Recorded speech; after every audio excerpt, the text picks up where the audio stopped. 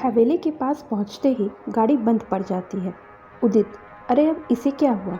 नताशा, उदित देखो ना कितनी सुंदर जगह है, चलो ना एक बार इस हवेली के अंदर चलते हैं। उदित, नहीं नताशा, ऐसे कैसे हम अंदर जाएंगे? प्रीत, मेरी तो ये समझ नहीं आ रहा कि इस सुनसान रास्ते पर इतनी सुंदर और जगमगाती हवेली ऐसे कैसे पॉसिबल है। सत्या, अरे मुझे तो लगता है भूत वूत का चक्कर है, चलो चलते हैं यहाँ से, गाड़ी स्टार्ट करो। उदित, गाड़ी स्टार्ट नहीं हो रही है। नताशा उदित से हवेली के अंदर जाने की जिद करती है। उदित, चलो ना प्लीज़, केवल 5 मिनट के लिए। उदित, नहीं नताशा, अगर अंदर कुछ गड़बड़ हुई तो? नताशा, नहीं होगी कुछ भी गड़बड़, क्या तुम भी बच्चों जैसी बातें कर रहे हो? उदित नताशा की जिद के आगे झुक जाता है। ठीक है चलो, लेकिन केवल 5 मिनट के लिए ही, ज़्यादा देर हम अंदर नहीं रुकेंगे। नताशा, हाँ ठीक है, ज़्यादा देर नहीं रुकेंगे। तभी सत्या कहता है, तुम लोग जाओ, मैं नहीं जाऊंगा, तुम लोग घूम कर आओ, मैं तुम लोगों का यहीं वेट करता हूँ। सत्या की बात सुनकर नताशा बोलती है, अरे तू अकेले यहाँ कार में बैठकर क्या करेगा, चलना तू भी। सत्या, नहीं नहीं, तुम लोग घूम कर आओ, मैं इधर ही रहता हूँ। आर्यन, अरे छोड़ना इसे इधर ही रहने देते, चल हम लोग घूम कर आते हैं। नताशा, चल ठीक है, तो इधर ही रुक, हम लोग बस यूँ गए और यूँ आए।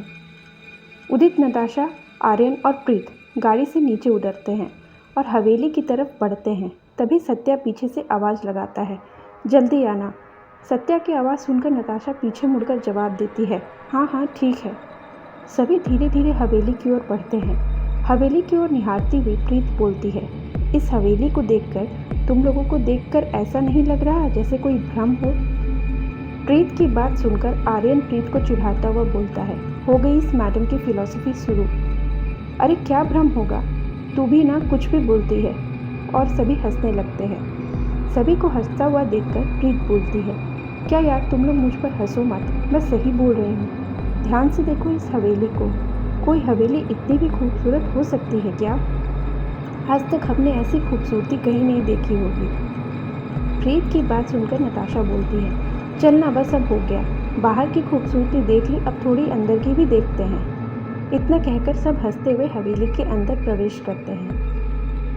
हवेली का मेन गेट, जो कि काफ़ी बड़ा था और वह खुला था, उस मेन गेट से भीतर आते ही अंदर एक और दरवाज़ा था जो कि बंद था। दरवाजे की खूबसूरती को देखकर प्रीत बोलती है, माय गॉड यार, इस दरवाजे की खूबसूरती देखो, कितनी सुंदर नक्काशी की हुई है इसमें। मुझे तो लगता है यह किसी राजा महाराजा के टाइम की हवेली है। और इन दीवारों को देखो, इनमें थोड़ी भी धूल मिट्टी नहीं जमी हुई है, ऐसा लगता है जैसे यहाँ कोई रहता हो। उदित, बात तो तेरी सही है प्रीत, पर यह हवेली इतनी सुनसान जगह पर है, यहाँ कौन रहता होगा? चल अंदर चलकर ही देखते हैं। उदित दरवाज़ा खोलने की कोशिश करता है, पर दरवाज़ा नहीं खुलता। नताशा बोलती है, मुझे लगता है यहाँ ज़रूर कोई रहता है, हमें नॉक करके देखना चाहिए। नताशा इतना कहकर दरवाज़ा खटखटाती है। तभी अंदर से कोई दरवाज़ा खोलता है।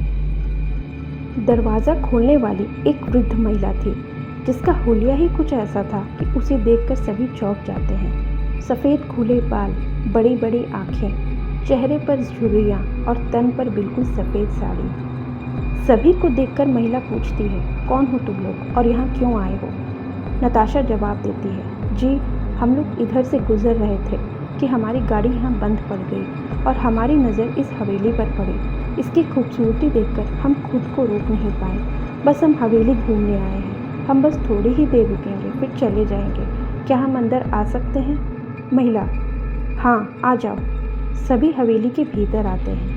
हवेली बाहर से जितनी खूबसूरत थी, अंदर से उससे कई गुना ज़्यादा खूबसूरत थी। सभी हवेली की सुंदरता देखकर मुग्ध हो जाते हैं। तभी प्रीत नताशा से फुसफुसाते हुए बोलती है, नताशा, यह ओल्ड लेडी तुम्हें कुछ अजीब सी नहीं लग रही? आई मीन इसका हुलिया और इसकी आवाज़ भी कितनी डरावनी है। नताशा, छोड़ ना प्रीत, यह कैसी भी दिखती हो, हमें उससे क्या लेना देना। दोनों आपस में बात ही कर रहे थे कि तभी महिला हवेली का दरवाज़ा बंद कर देती है। यह सभी दोस्त जैसे ही दरवाजे बंद होने की आवाज़ सुनते हैं, वैसे ही हवेली की बत्तियां सारी बंद हो जाती हैं। सभी पीछे मुड़ते हैं और आर्यन महिला से पूछता है, अरे आंटी, आपने दरवाज़ा क्यों बंद कर दिया?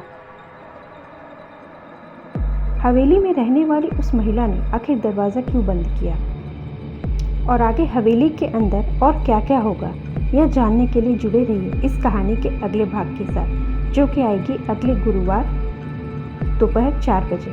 धन्यवाद।